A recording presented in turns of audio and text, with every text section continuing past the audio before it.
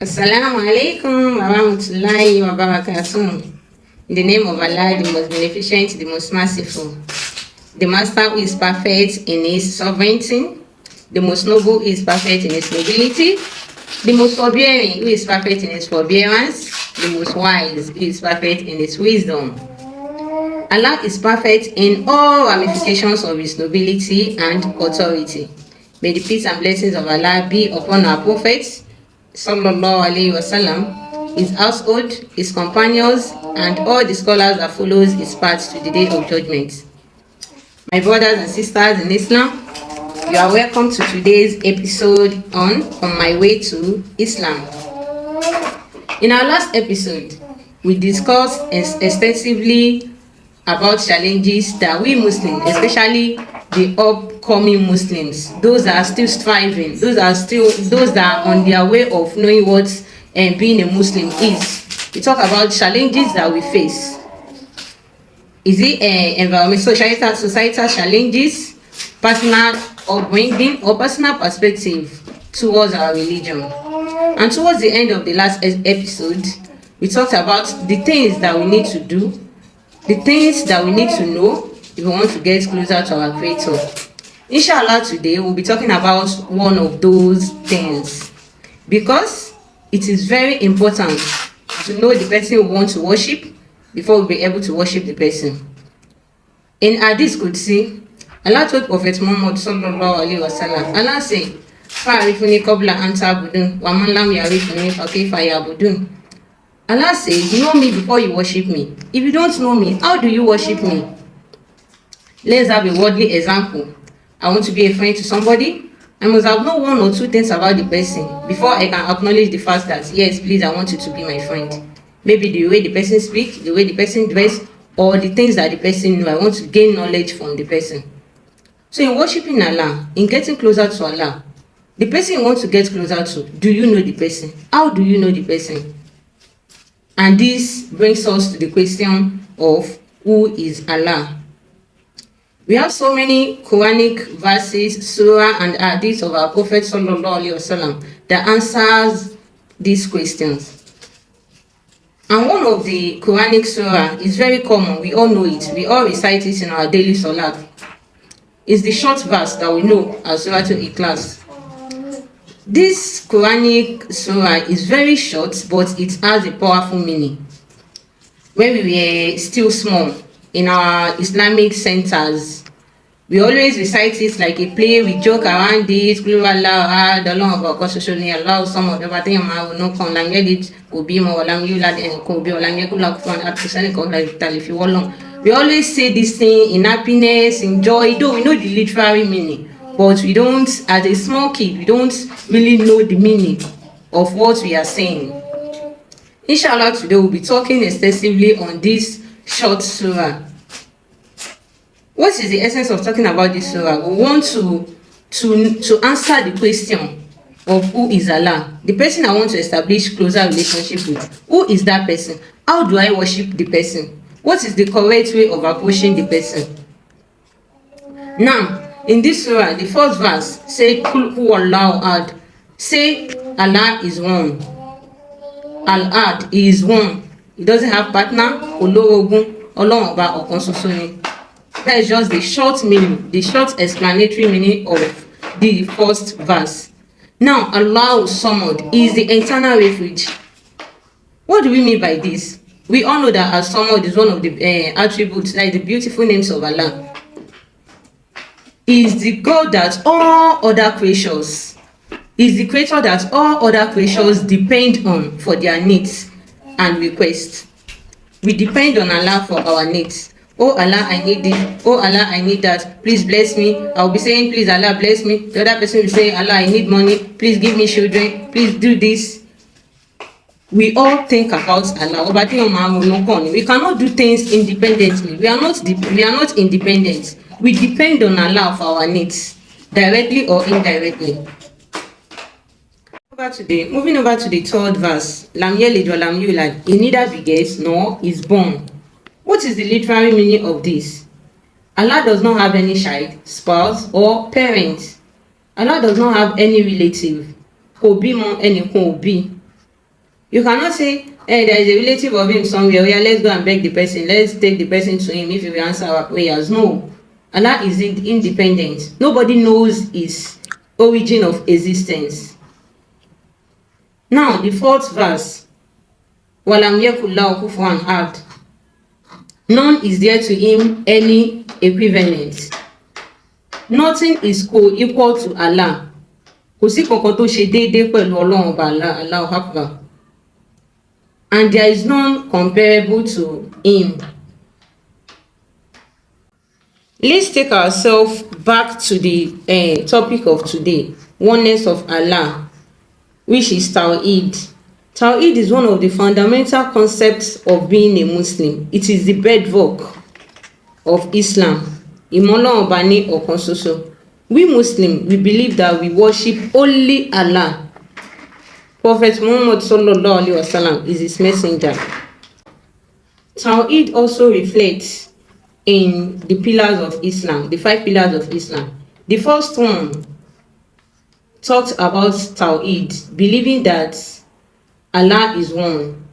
Then Prophet Muhammad sallallahu alaihi wasallam is his messenger. We now see the importance of Tawhid in Islam. There are some belief, there are some narrations, there are some belief that you may sin against Allah in so many ways, like committing zina, doing all forms of transgressions. But when you don't touch your Tawhid, when you strongly believe that Allah is one, that in Allah's mercy, in Allah's Rahman, you can see his forgiveness. Allah may punish you, but will not punish you forever in hellfire. Allahu Alam. But when you don't commit any other sin, but you jeopardize your Tawhid, you jeopardize your Tawhid, you believe other things, you worship other things, even when you do not commit other things, armed robbery, zina, and so on like that. That one particular sin can jeopardize your certificate to Jannah. That means you can be an abode of hellfire. May Allah protect us from that. What are we saying? We want to establish a relationship with Allah. One of the ways of doing that is to acknowledge the fact that Allah is one.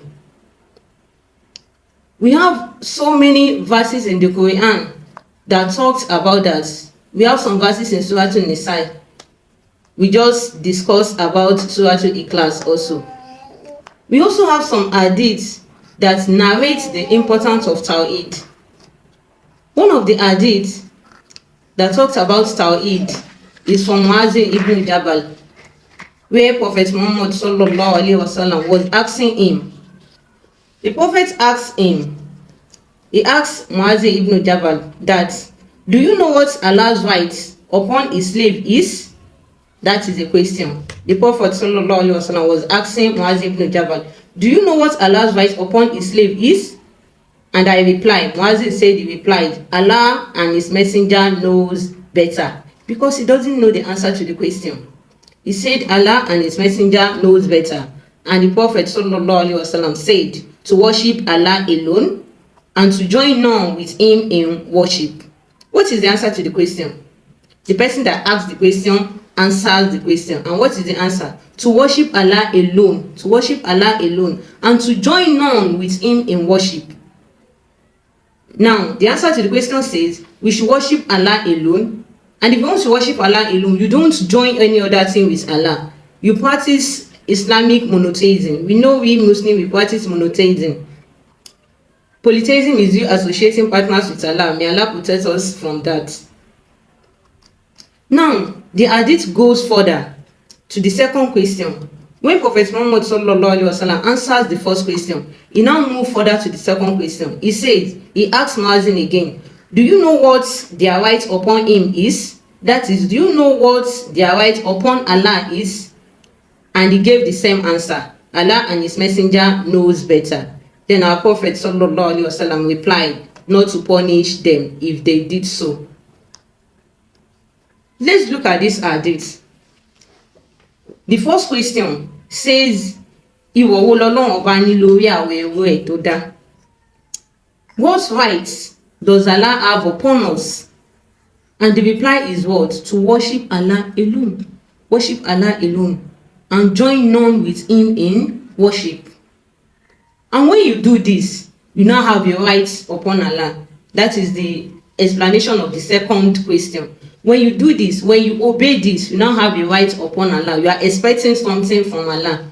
And what is that thing? Not to punish you if you do so. This hadith also teaches us obedience to Allah. When you talk about Tawhid, you are also talking about obedience. For you to accept Tawhid, it means you obey what Allah wants. You obey what Allah says. The first one is to worship Allah alone. And it says to worship Allah alone and to join none with him in worship. You heard of this statement, you now say, okay, I obey. That is the obedience. You practice that. You don't just say it by mouth. You practice it, put it in action, and you exercise it. Then when you do this, what is your right upon Allah? You are expecting something from Allah. That is why the Prophet ﷺ said, do you know what their right upon him is? And Muazzin replied, Allah and his messenger knows better. Then our Prophet said, not to punish them if they do so. This hadith is from Sahih Bukhari. What do we understand from this hadith? Please, I want us to drop it in the comment section. What do you understand from this hadith? How does this hadith affect your life, your personal life as a Muslim? The importance of Tawhid cannot be overemphasized because it is the bedrock of Islam. It is the fundamental thing that a Muslim and Muslimah need to have before you can have it in your mind that, yes, I am a Muslim. Even in bearing witness, we are saying Tawhid. Talking about Tawhid, I accept that Allah is one, the oneness of Allah, and we don't just say it by mouth. Sometimes Allah tests our faith, Allah tests our iman, to know that truly this thing that you always say, do you have it in your mind? Do you have it in your heart? That is why we all know that some companions of the Prophet ﷺ, during their days, they faced trials, they faced sufferings that Allah used to test their faith. One of the ones, the early companions of Allah, talking about Bilal ibn Rabah, his story is the one that is touching, that really explains Tawhid, even in a difficult situation. Bilal was a slave to idol worshippers of Mecca. Even with the sufferings that he encountered from his masters, he always said, hard. That is one. Allah is one. I believe in that God that is one. Before Allah, in His mercy, finally free him from his master, then he joined the Prophet ﷺ before they migrate to Medina. Inshallah, in our next episode, in order not to take much of our time in this episode, in our next episode, we discuss about the story of Bilal, a slave, how he turned to one of the best companions of the Prophet ﷺ. My brothers and sisters in Islam, let us reflect in this short discussion that we have today.